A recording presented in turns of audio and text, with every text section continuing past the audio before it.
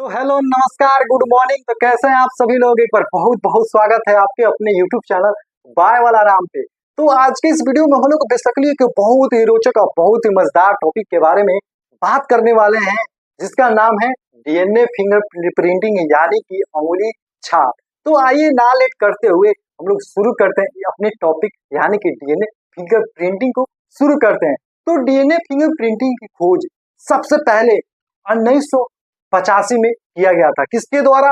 Alex Jeffrey के द्वारा इस तकनीक के बारे में बताया गया था। और भारत में, अगर भारत की बात करें तो भारत में सर्वप्रथम DNA finger printing doctor Lalji Singh और डॉक्टर बीके कश्यप ने किया था। तो आइए आज हम लोग इसके बारे में चर्चा करते हैं, यानी कि डीएनए फिंगरप्रिंट के बारे में जानते हैं। तो जो डीएनए फिंगर प्रिंटिंग है, इसको हम लोग एक और नाम से जानते हैं, जिसका नाम है डीएनए प्रोफाइलिंग। जो डीएनए प्रोफाइलिंग या डीएनए फिंगर प्रिंटिंग है, यह एक प्रयोगशाला विधि है। इस विधि का मतलब कि फिंगर प्रिंटिंग का प्रयोग करके, उपयोग करके हम लोग किसी व्यक्ति के अद्वितीय यानी कि यूनिक डीएनए पैटर्न के आधार पे यह निर्धारित करते हैं और उस व्यक्ति की पहचान करने के लिए इस डीएनए फिंगर प्रिंटिंग का प्रयोग करते हैं। यानी कि कोई डीएनए सैंपल है, उस डीएनए सैंपल को क्या करते हैं, उसके अद्वितीय यानी कि यूनिक पैटर्न के आधार पे हम उस व्यक्ति का पहचान करते हैं जिसका ये डीएनए है। तो जो डीएनए फिंगर प्रिंटिंग है, यह कुछ स्टेप में बांटा गया है। तो उस स्टेप के बारे में हम लोग, यानी कि उसके कुछ चरण होते हैं कि कितने चरण में कैसे कैसे इस डीएनए फिंगरप्रिंट को किया जाता है, उसके बारे में भी हम लोग चर्चा करेंगे। तो हम लोग जो जानते हैं कि जैसे हम लोगों के हाथों में, जो हम लोग के हाथों में जो उंगलियां हैं, जैसे हम लोग की उंगली की छाप सभी व्यक्तियों से अलग अलग है, वैसे ही हम लोग की जो डीएनए सीक्वेंस है सभी व्यक्तियों में अलग अलग होती है। यानी कि कुछ जो डीएनए सीक्वेंस है एक दूसरे से तो मैच करते हैं, लेकिन कुछ जो डीएनए सीक्वेंस है वो एक दूसरे से मैच नहीं करते हैं। तो आइए एक चित्र से समझते हैं। मान लीजिए यहाँ पे एक डीएनए मॉलिक्यूल है, यहाँ पे क्या है, एक डीएनए मॉलिक्यूल है। यहाँ पे अगर बात करें तो यहाँ पे जो है, यहाँ पे 0.1 यह क्या है, सेटेलाइट डीएनए। कौन सा डीएनए है? Satellite DNA. और 99.9 जो होता है वो बल्क डीएनए होता है। कौन सा डीएनए होता है? बल्क डीएनए होता है। कितना परसेंट? 99%। 99.9% जो होता है वो कौन सा डीएनए होता है? बल्क डीएनए होता है। बल्क डीएनए होता है। यानी कि ये 99.9 बल्क डीएनए है। हो सकता है कि आपकी डीएनए और मेरी डीएनए ये 99.9 मैच करे, एक से दूसरा मिलता जुलता हो, लेकिन जो सेटेलाइट डीएनए है 0.1% जो है वो हर एक व्यक्ति में अलग अलग होता है। यानी कि यह जो है एक दूसरे व्यक्ति से मैच नहीं करता है। इसी के आधार पे हम लोग डीएनए फिंगरप्रिंटिंग करते हैं या किसी अपराधी को पकड़ने में ये मदद करते हैं। इसी सेटेलाइट डीएनए के द्वारा किसी व्यक्ति की पहचान की जा सके। अगर इसके द्वारा अगर पहचान करना होता तो ये बल्क डीएनए जैसे आपके में होगा सीक्वेंस, ठीक वैसे मेरे में भी होगा, इसलिए इसके द्वारा पहचान नहीं किया जा सकता किसी व्यक्ति का।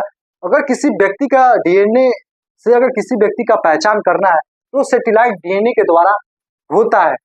तो आइए अब हम लोग इसके स्टेप के बारे में बात करते हैं कि जो डीएनए फिंगरप्रिंटिंग है यह कितनी स्टेप में होती है। यहाँ पे हमने आप लोग को 7 स्टेप दिखाया, यानी कि 7 स्टेप में हम आपको दिखाएं। तो देखिए, जो डीएनए फिंगरप्रिंटिंग करना है तो हमें सबसे पहले सैंपल की जरूरत पड़ेगी। सैंपल में क्या हो सकता है? सैंपल में या तो हमको खून मिल जाए, लार मिल जाए या वीर्य मिल जाए, तो उसके द्वारा हम लोग डीएनए फिंगरप्रिंटिंग को कर सकते हैं। तो आइए सबसे पहले हम लोग क्या करेंगे, नमूना संग्रह करेंगे, यानी कि सैंपल को कलेक्ट करेंगे। उसके बाद सैंपल कलेक्ट तो हो गया, अब उस सैंपल से खून हो, वीर्य हो या लार हो, अब उससे हम लोग डीएनए को निकालेंगे। क्या करेंगे? डीएनए को निकालेंगे। किस स्टेप में? सेकेंड स्टेप में। अब तो डीएनए निकल गया। अब डीएनए के निकालने के बाद अब बात आती है डीएनए का डाइजेशन का, यानी कि उसके पाचन करने का। तो पाचन करने का मतलब यह है कि जो डीएनए है उसके छोटे छोटे टुकड़ों में काटने की बात आती है। तो उसको काटना है तो हम लोग किसी ब्लेड से या किसी चाकू से नहीं काटेंगे, उसको हम लोग एक एंजाइम के द्वारा उसको छोटे छोटे टुकड़ों में काटते हैं, जिस एंजाइम का नाम है रिस्ट्रिक्शन एंजाइम, जिसे हम लोग शॉर्टकट में आरई के नाम से जानते हैं। अब तो डीएनए छोटे छोटे टुकड़ों में कट गया। अब इसकी बाद बात आती है जेल इलेक्ट्रोफोरेसिस, यानी कि जेल वैद्युतिक कण संचलन की बात आती है। इसमें हम लोग क्या करेंगे? जो छोटे छोटे जो टुकड़े हुए हैं, कहाँ? डीएनए डाइजेशन के समय जो रिस्ट्रिक्शन एंजाइम के द्वारा इसको छोटे टुकड़े में डीएनए किया गया, अब इसको जेल इलेक्ट्रोफोरेसिस करेंगे। तो हम लोग जो जेल इलेक्ट्रोफोरेसिस जो मशीन है उसमें एग्रोजेल भर देते हैं। क्या करते हैं? एग्रोजेल भर देते हैं। एग्रोजेल भरने के बाद उसमें एक बॉक्स होती है, जो खाली बॉक्स होती है, उसमें छोटे छोटे टुकड़े के उसमें हम लोग भर देते हैं। हम लोग उस साइड में भरते हैं डीएनए को जिस साइड में निगेटिव चार्ज हो, और एक साइड जो होता है वो पॉजिटिव चार्ज वाला होता है। जैसे कि यहाँ पे हम लोग देख रहे हैं, यहाँ पे क्या है? निगेटिव चार्ज है, यहाँ पे क्या है? पॉजिटिव चार्ज है। ये इलेक्ट्रोफोरेसिस मशीन है। यहाँ पे हम लोग क्या करेंगे? डीएनए निगेटिव चार्ज की तरफ जो बॉक्स होगा उसमें हम लोग क्या करेंगे? भर देंगे। किसमें? एग्रोजेल इसमें भरा रहेगा। इसमें क्या करेंगे? डीएनए के छोटे टुकड़े को डाल देंगे।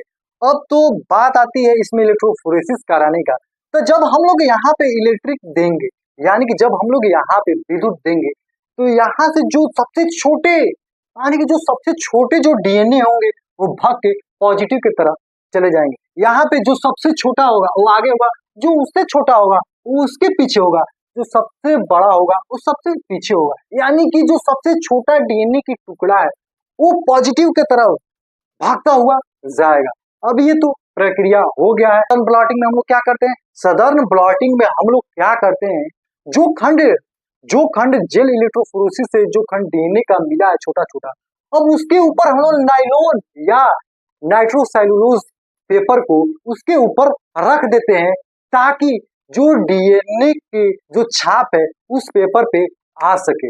अब तो ये प्रक्रिया हो गया। तो अब बात आती है डीएनए हाइब्रिडाइजेशन के, यानी कि डीएनए संकरण कराने का। यानी कि इसमें जो प्रूव होते हैं वो एक अनुक्रम, यानी कि एक सीक्वेंस में इसमें क्या जुड़ जाते हैं वो डीएनए। कौन से डीएनए? प्रूव विशिष्ट डीएनए, जो प्रूव स्पेसिफिक जो डीएनए है वो एक क्रम में जुड़ जाते हैं। हाइब्रिडाइजेशन का मतलब होता है किसी चीज की जुड़ना। तो इसमें क्या होगा? प्रूव विशिष्ट जो स्पेशल जो डीएनए है वो एक अनुक्रम में, यानी कि एक सीक्वेंस में एक दूसरे से जुड़ जाते हैं। अब इसको जोड़ने के बाद अब जो लास्टवा जो लास्ट स्टेप आती है उस स्टेप को हम लोग कहते हैं ऑटो रेडियोग्राफी। यानी कि जब हाइब्रिडाइजेशन हो जाएगा, इस पेपर को या इस झिल्ली को हम लोग एक्सरे करेंगे। किसके द्वारा? ऑटो रेडियोग्राफी के द्वारा। जो पेपर हो या किसी झिल्ली पे अगर हम लोग साउदर्न ब्लॉटिंग किए हैं तो इसको हम लोग क्या करेंगे? अब एक्सरे किया जाएगा, जिससे अद्वितीय यानी कि यूनिक पैटर्न का पता लगाया जा सके। इसी को हम लोग क्या कहते हैं? डीएनए फिंगर प्रिंटिंग कहते हैं। क्या कहते हैं?